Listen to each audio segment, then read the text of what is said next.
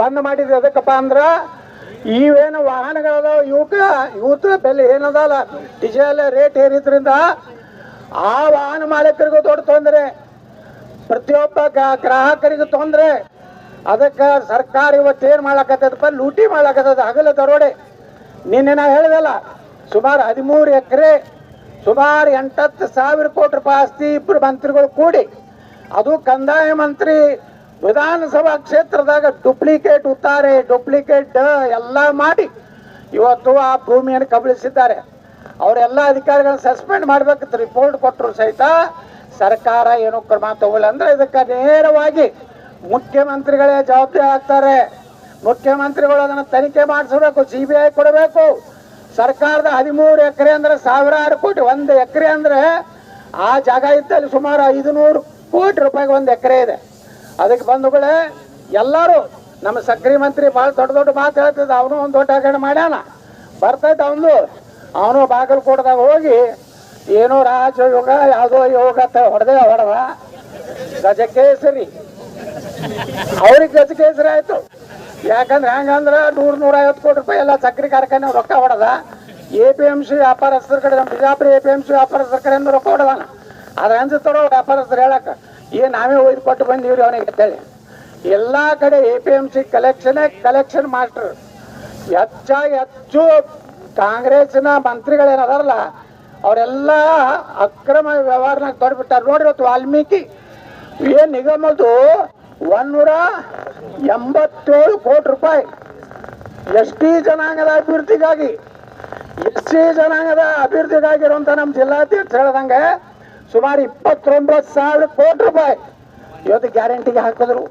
ಇವತ್ತು ದಲಿತರಿಗಾಗಿ 6 ಕಾಲನಿಗಳಿಗೆ ಮಾಡೋ ರಸ್ತೆ ಇರ್ಬೋದು, ಅವ್ರಿಗೆ ಉದ್ಯೋಗ ಕೊಡುವಂಥದ್ದು, ವಾಹನ ಕೊಡುವಂಥದ್ದು ಎಲ್ಲ, ಗಂಗಾ ಕಲ್ಯಾಣ ಎಲ್ಲ ಬಂದಾಗ್ಬಿಟ್ಟವು.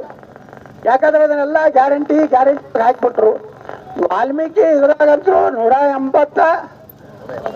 187 ಕೋಟಿ ಹೈದರಾಬಾದ್ ಆಂಧ್ರದಾಗ ಅಲ್ಲಿ ಎಲ್ಲಿ ಜಮಾಗ ಗುರ್ತೈತನ ಪತ್ತಾರ ಅಂಗಡಿಯಾಗ, ದಾರೂದ್ ಅಂಗಡಿಯಾಗ. ಯಾಕೆ ಪೆಟ್ರೋಲ್ ಪಂಪ್ನ, ಯಾಕಂದ್ರ ಪತ್ತಾರ ಅಂಗಡಿಯಾಗ ಅಲ್ಲಿ ಇಲೆಕ್ಷನ್ಕ ಬಂಗಾರ ಕೊಡ್ಲಾಕ, ದಾರು ಅಂಗಡಿಯಾಗ ಗಂಡಸರಿಗೆ ದಾರು ಕುಡಿಲಾಕ, ಹೆಣ್ಮಕ್ಳಿಗೆ ಪತ್ತಾರ ಅಂಗಡಿ, ಗಂಡಸರಿಗೆ ದಾರು ಅಂಗಡಿ. ಇನ್ನೊಂದು ಏರಿಯಾ ಜಮಾ ಆಗೈತ್ರಿ, ಪೆಟ್ರೋಲ್ ಪಂಪ್ನ ಪೆಟ್ರೋಲ್ ಬೇಕು ಅಲ್ಲಿ ಮತ್ತೆ ಪ್ರಚಾರಕ್ಕೆ 9 ಖಾಸಗಿ ಫೇಕ್ ಕಂಪ್ನಿ. ನೋಡ್ರಿ, SC ST ಬಗ್ಗೆ ಹೇಳ್ತಾರ, BJP ಅಧಿಕಾರಕ್ಕೆ ಬಂದ್ರ ಸಂವಿಧಾನ ಚೇಂಜ್ ಮಾಡ್ತಾರ ಅಂತೇಳಿ. ನಾ ಇವತ್ತು ಹೇಳ್ತಾ ಇದ್ದೀನಿ, ನಮ್ಮ ನರೇಂದ್ರ ಮೋದಿ ಅವರು, ಭಾರತೀಯ ಜನತಾ ಪಾರ್ಟಿಯವರಿಗೆ ಡಾಕ್ಟರ್ ಬಾಬಾ ಸಾಹೇಬ್ ಅಂಬೇಡ್ಕರ್ ಅವರು ಬರೆದ ಸಂವಿಧಾನವನ್ನ ಸೂರ್ಯ ಚಂದ್ರವರೆಗೆ ಈ ದೇಶದಲ್ಲಿ ಇದ್ದೇ ಇರ್ತದೆ. ನಾವು ಸಂವಿಧಾನ ಬದಲಾವಣೆ ಮಾಡ್ಲಿಕ್ಕೆ ಬಂದಿಲ್ಲ. ನಾವು ದಲಿತರ ಉದ್ಧಾರ ಮಾಡಬೇಕು. ಏನು ಬಾಬಾ ಸಾಹೇಬ್ ಅಂಬೇಡ್ಕರ್ ಏನು ಕನಸು ಕಂಡಾರಲ್ಲ ಅಂತ ಭಾರತ ನಿರ್ಮಾಣ ಆಗ್ಬೇಕು. ನೆಹರು ಕಂಡಂತ ಭಾರತ ಬೇಡ ನಮಗ. ನೆಹರು ಮಾಡಿದಂತ ದೊಡ್ಡ ಮೋಸ ಅಂದ್ರ 12 ಲಕ್ಷ ಎಕರೆ ಒಕ್ಕಪ್ಪ ಆಸ್ತಿ ಮಾಡ್ಯಾನ ಈ ದೇಶನಾಗ. ನಮ್ಮ ದೇಶದ ರೈಲ್ವೆದಲ್ಲಿ 15 ಲಕ್ಷ ಎಕರೆ ಐತಿ, ಇಂಡಿಯನ್ ಆರ್ಮಿ ಕೈಯಾಗ 18 ಲಕ್ಷ ಐತಿ, 12 ಲಕ್ಷ ಎಕರೆ ಒಕ್ಕಪ್ಪ ಆಸ್ತಿ ಮಾಡ್ಯಾನ. ನೀವೇನಾರ ಅವ್ರ ಮ್ಯಾಗ ಕೇಸ್, ನಿಮ್ಮ ಮನಿ ನಾಳೆ ಬಂದು ಇದು ನಮ್ದು ಒಕ್ಕಪ್ಪ ಆಸ್ತಿ ಅಂದ್ರೆ ನೀವು ಕೋರ್ಟಿಗೆ ಹೋಗ್ಲಿಕ್ಕೆ ಬರೋದಿಲ್ಲ. ನೀವು ಎಲ್ಲಿ ಹೋಗ್ಬೇಕಂದ್ರೆ ಟ್ರಿಬ್ಯುನಲ್ ಐತಿ ಬೆಳಗಾವ್ದಾಗ ಒಂದು, ಅಲ್ಲಿ ಅದ್ರದ ಜಡ್ಜ್ನು ಸಾಬ, ಸೆಕ್ರೆಟರಿನೂ ಸಾಬ. ನಿಮ್ಗೆ ಹೆಂಗ್ ನ್ಯಾಯ ಸಿಗ್ತದ? ಇಲ್ಲಿ ಒಬ್ಬ ದಲಿತರು ವಕೀಲನು ಸಾಬ, ಕಸವನು ಸಾಬ, ಕೊಡಾವ ಹಿಂದೂ. ಇಲ್ಲೇ ಒಂದು ನಮ್ಮ ದಲಿತರು ಮಣಗುಳಿ ಯಕ್ಷನವ್ರು ಒಂದು ಸಮುದಾಯ ಭವನಕ್ಕೆ ಬರೀ 100 by 100 ಜಾಗ, ಅದು ಸರ್ಕಾರದ ಐತಿ. DC ಆಫೀಸ್ನಾಗ ಎಲ್ಲೂ ಒಕ್ಕಪತ್ತಿಲ್ಲ. ಅದನ್ನ ನಮ್ಮ ದಲಿತರಿಗೆ ಒಂದು ಬಾಬಾ ಸಾಹೇಬ್ ಅಂಬೇಡ್ಕರ್ ಅವರ ಒಂದು ಸಮುದಾಯ ಭವನ ಮಾಡ್ಲಿಕ್ಕೆ ಕೊಡ್ಲಿಲ್ಲ. ಮಕ್ಕಳು ವಿರೋಧ ಮಾಡಿದ್ರು, DC ಅವ್ರ ಮುಂದೆ ಒಪ್ಕೊಂಡು ಹೋದ್ರು. ಹಿಂದ್ರಗಡೆ ಇಲ್ಲ, ಹೋಗಿ ಸ್ಟೇ ತಗೊಂಡ್ರು.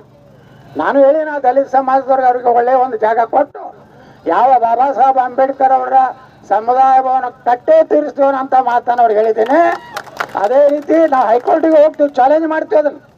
ನಾ ವಿಜಯಪುರದಾಗ ಎಷ್ಟು ಒಕ್ಕಪ್ಪ ಆಸ್ತಿ ಮಾಡ್ಯಾರ ಅದನ್ನ ಎಲ್ಲ ನಾ ಪ್ರಧಾನಮಂತ್ರಿಗಳು ನಾಳೆ ಪತ್ರ ತಯಾರು ಮಾಡಿದ್ದೀನಿ. ನಾಳೆ ಪ್ರಧಾನಮಂತ್ರಿಗೆ ನಾನು ಪತ್ರ ಬರೆಯೋತೀನಿ. ದೇಶದಲ್ಲಿರುವಂಥ 12 ಲಕ್ಷ ಎಕರೆ ವಾಪಸ್ ತಗೋಬೇಕು. ಅಲ್ಲಿ ದಲಿತರಿಗೆ, ಹಿಂದುಳಿದವರಿಗೆ, ಮನೆ ಇಲ್ಲಾರ್ದವ್ರಿಗೆ ಒಳ್ಳೆ ಮನೆ ಕಟ್ಟಿ ಕೊಡುವಂಥ ಕಾರ್ಯಕ್ರಮ ಈ ದೇಶದಾಗ ಆಗ್ಬೇಕು. ಬಂದವಳೆ ಅಂದಾಗ